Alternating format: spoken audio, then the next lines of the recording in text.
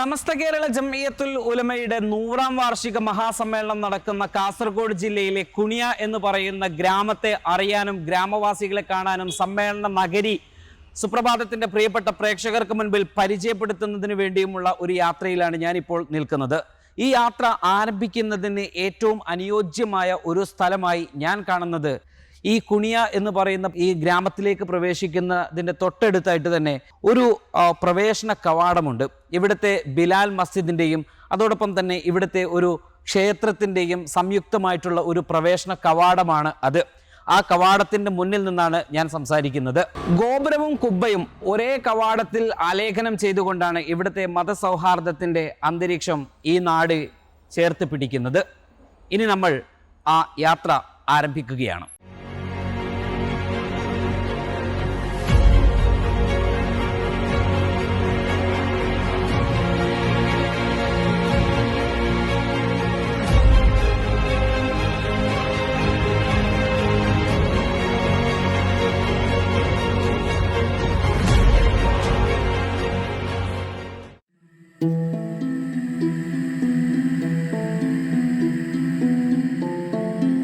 അങ്ങനെ നമ്മൾ സമസ്തയുടെ സമ്മേളനം നടക്കുന്ന കുനിയ ഗ്രൂപ്പ് ഓഫ് ഇൻസ്റ്റിറ്റ്യൂഷൻ കമ്പനിയുടെ കീഴിലുള്ള ആ ഒരു സ്ഥലത്ത് 100 കണക്കിന് ഏക്കർ സ്ഥലത്ത് എത്തിയിരിക്കുകയാണ്.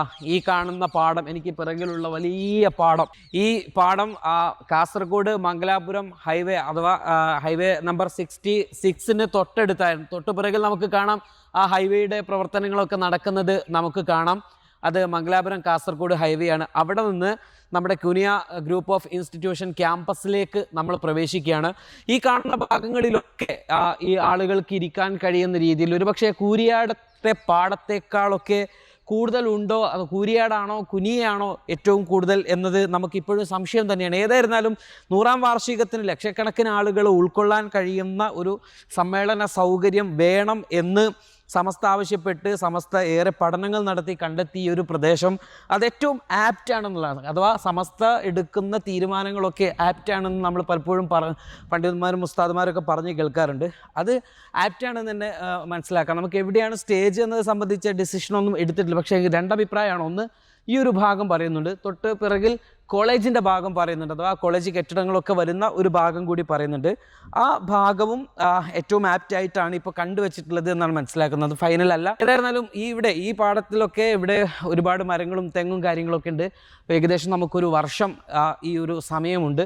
ഇപ്പോൾ തന്നെ ഇവിടെ തകൃതിയായി നിർമ്മാണ പ്രവർത്തനങ്ങൾ മറ്റ് കാര്യങ്ങളൊക്കെ നടന്നുകൊണ്ടിരിക്കുകയാണ്. അപ്പോൾ അതുകൊണ്ട് തന്നെ ഈ ഒരു സമ്മേളന കാലമാകുമ്പോൾ തന്നെ ഇതുമായിട്ട് ബന്ധപ്പെട്ട പ്രവർത്തനങ്ങളൊക്കെ നടന്ന് ഏറ്റവും മികച്ച സൗകര്യം ഏർപ്പെടുത്താൻ ഇവർക്ക് സാധിക്കും എന്നുള്ളതാണ്. നമ്മളിനി ക്യാമ്പസിലേക്ക് പ്രവേശിക്കുകയാണ്.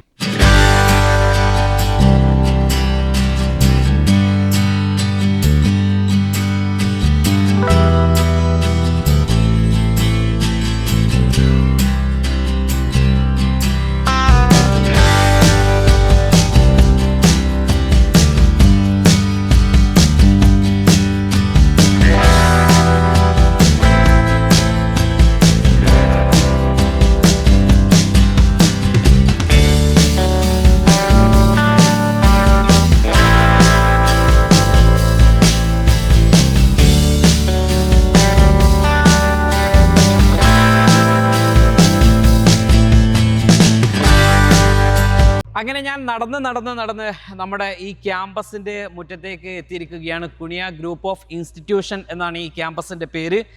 ഈ ക്യാമ്പസ് എന്ന് പറയുന്നത് മറ്റൊരു അത്ഭുതം തന്നെയാണ്. കാരണം വെള്ളക്കൊട്ടാരങ്ങൾ കണക്കെ ഒരുപാട് ബിൽഡിങ്ങുകൾ ചേർന്ന വലിയ ക്യാമ്പസ്, നല്ല നയനമനോഹരമായ കാഴ്ചകൾ സമ്മാനിക്കുന്ന, പ്രകൃതി രമണീയമായിട്ടുള്ള കുളിര് സമ്മാനിക്കുന്ന ഒരു ഇടം എന്ന് വേണമെങ്കിൽ തന്നെ നമുക്ക് പറയാം.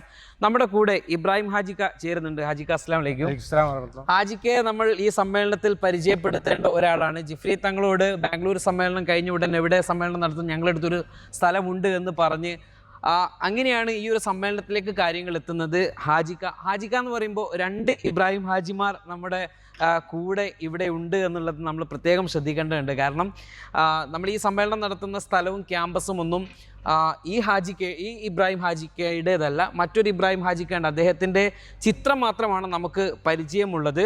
പക്ഷേ ഈ സമ്മേളനം ഇവിടേക്ക് കൊണ്ടുവരുന്നതിൽ വളരെ പ്രധാനപ്പെട്ട പങ്ക് വഹിച്ച ഹാജിക്കയാണ് നമ്മുടെ കൂടെയുള്ളത്. ഏതായിരുന്നാലും സമ്മേളന നടപടികളൊക്കെ തീരുമാനമായി. അങ്ങനെ സമ്മേളനത്തിനുള്ള സ്ഥലം കണ്ടുവച്ചു. അതിൻ്റെ പ്രാരംഭ പ്രവർത്തനത്തിൻ്റെ ആവേശത്തിലേക്ക് ഈ നാടും കാസർഗോഡ് ജില്ലയും ഒക്കെ നീങ്ങിക്കൊണ്ടിരിക്കുകയാണ്.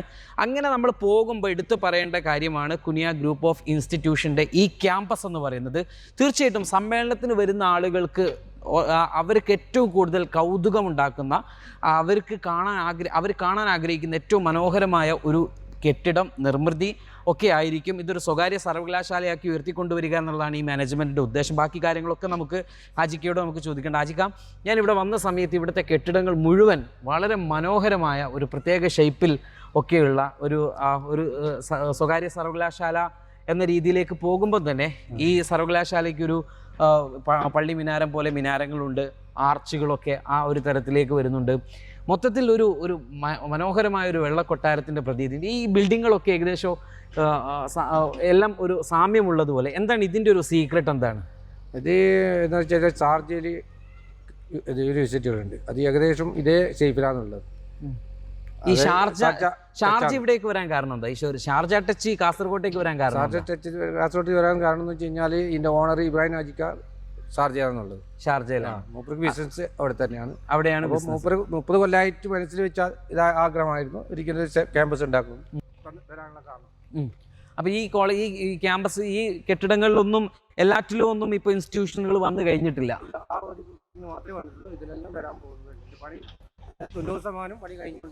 ഈ നിൽക്കുന്ന സ്ഥലം എന്ന് പറയുന്നത് ഇവിടെ ആയിരിക്കാം ഒരുപക്ഷെ സ്റ്റേജ് വരിക എന്ന് പറയുന്നുണ്ട്. കൺഫേംഡ് അല്ല.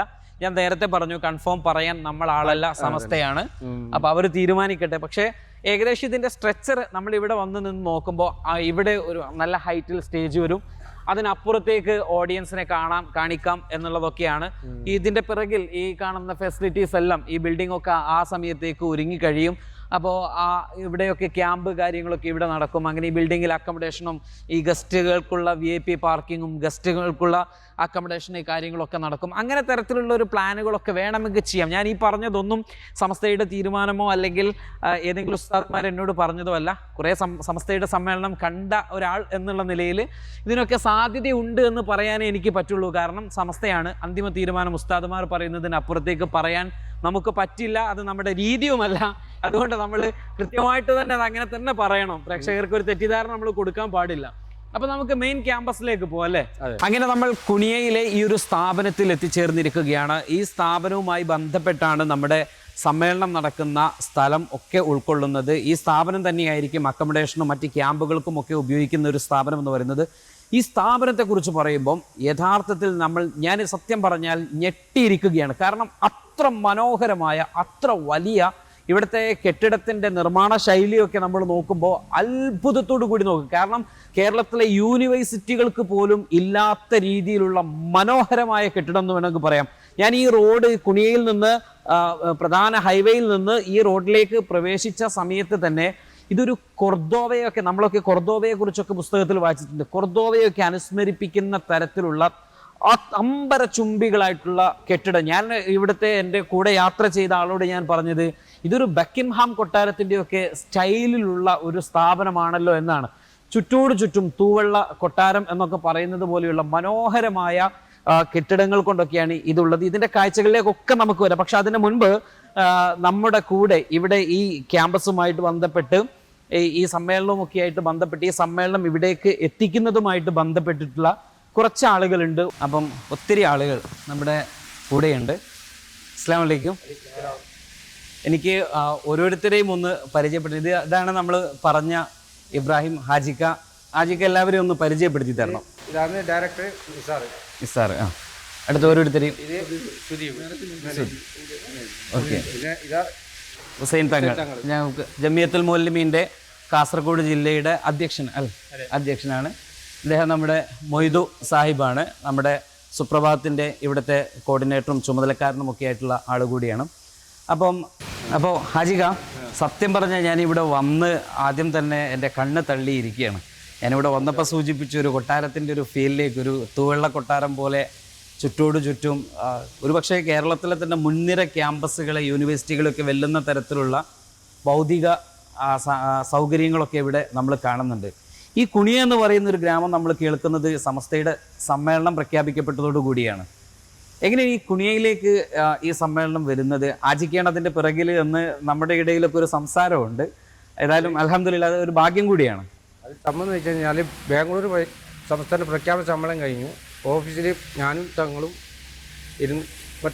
ഇവർ തങ്ങളും സംസാരിച്ചുകൊണ്ടിരിക്കുമ്പോൾ ഞാൻ ഇങ്ങനെ തമാശക്ക് പറഞ്ഞതാണ്, നമുക്ക് കുണിയിൽ വെച്ച് പരിപാടി നടത്തിക്കൂടെ എന്ന് ചോദിച്ചു. അപ്പോൾ തങ്ങൾ പറഞ്ഞ് നിങ്ങൾ സ്ഥലം തരികയാണെങ്കിൽ നമുക്ക് കുണിയിൽ വെച്ച് നടത്താമെന്ന് പറഞ്ഞു. പിന്നെ അങ്ങനെ ഒന്നും പിന്നെ ഇല്ല. പിന്നെ ഒരു 2 മാസം മുമ്പ് രണ്ടാമത് നമ്മളെ ഇബ്രാഹിം ഹാജിക്ക സാറിനെ വിളിച്ച് ചോദിച്ചു എന്താ പരിപാടി നടത്തുന്നില്ലേ. അപ്പോൾ പിറ്റേ സാർ ഞാൻ തങ്ങളോട് വിളിച്ച് പറഞ്ഞു. അതിൻ്റെ ശനിയാഴ്ച എന്താണ് മുസാബറ ഉണ്ടായിരുന്നു. മുസാബറയിൽ വെച്ച് മുസാബറയിൽ 10 ആൾക്കാരെ ഇങ്ങോട്ട് അയച്ചു. അങ്ങനെയാണ് സംഭവം. ഇത് തമാശക്ക് പറഞ്ഞതേ ഉള്ളൂ, അത് കാര്യമായിട്ട് വന്നു.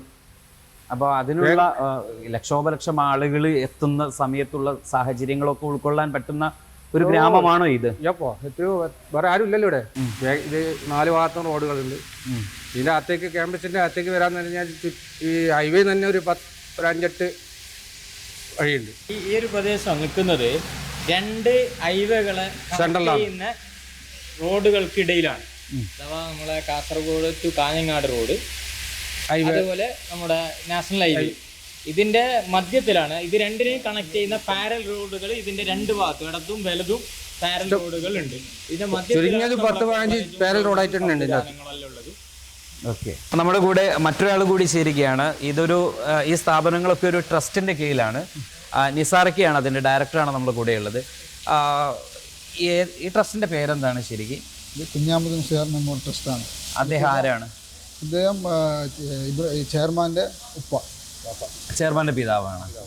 ഓക്കെ, ഇങ്ങനെ ഒരു സ്ഥാപനമൊക്കെ ഇവിടെ വരുന്നതിലേക്കുള്ള ഒരു സ്വപ്നം എന്തായിരുന്നു ശരിക്കും? ഇത് 30 വർഷം മുമ്പേ മൂപ്പർ ഒരു കോളേജ് ഉണ്ടാക്കണം എന്നുള്ള തീരുമാനം ഉണ്ടായത്. അത് ഇപ്പോഴാണ് അത് സാധിച്ചു കൊണ്ടിട്ടുള്ളത്. അപ്പോൾ ഇവിടെ ഒരു സമ്മേളനം വരികയാണല്ലോ. ഒരു നാട്ടുകാരെന്നുള്ള നിലക്ക് നിങ്ങളുടെയൊക്കെ മനസ്സിലുള്ള ഒരു എക്സ്പെക്ടേഷൻ എന്താണ്? എല്ലാവർക്കും ഭയങ്കര സന്തോഷമാണ് ഇത് വരുന്നതുണ്ട്. പിന്നെ അതിനുള്ള സൗകര്യം കാര്യങ്ങളൊക്കെ ഇവിടെ ഉണ്ട്. അതിൻ്റെ ഒരു ബുദ്ധിമുട്ട് ഏതെങ്കിലും തരത്തിൽ വരികയാണെങ്കിൽ അതിന് എന്തായിരിക്കും? ഏറ്റവും മികച്ച സൗകര്യം വരികയാണെങ്കിൽ അത് എന്തായിരിക്കും? അത് സൗകര്യങ്ങളെല്ലാം ഉണ്ട്. പിന്നെ ബുദ്ധിമുട്ട് എന്താണെന്നുള്ളത് അതിനനുസരിച്ച്